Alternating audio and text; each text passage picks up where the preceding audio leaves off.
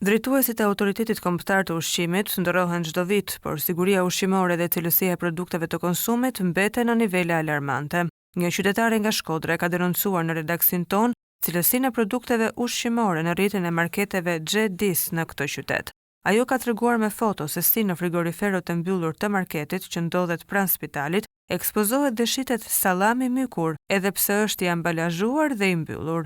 Ky incident ka shqetësuar qytetaren pasi produktet ushqimore me myk të skaduara apo me baktere mund të shkaktojnë pasoja të rënda për shëndetin.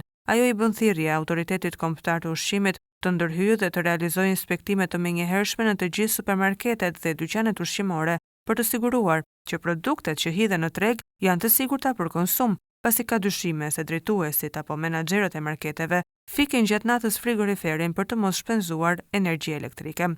Qytetarja i kërkon AKU-s me në krye tani më Olsi Komicin, kandidat i Partisë Socialiste për qarkun e Elbasanit, që të marrë masat përkatës edhe të sigurojë që një situatë e tillë të mos përsëritet duke mbrojtur shëndetin dhe sigurinë e konsumatorëve. Ajo thotë se kjo lloj neglizhence nuk mund të tolerohet pasi jeta e qytetarëve është në rrezik. Duhet thënë se AKU, edhe pse një prej institucioneve më të rëndësishëm zyrtar dhe më me shumë përgjegjësi, me kohën ka treguar se drejtorët i ka vetëm për figurë dhe si shpërblim për punën që i bën Ramës. Mesazhi qytetares. Përshëndetje, i bëj thirrje AKU-s të ndërhyjë menjëherë pasi kështu po na rrezikohet jeta të gjithëve.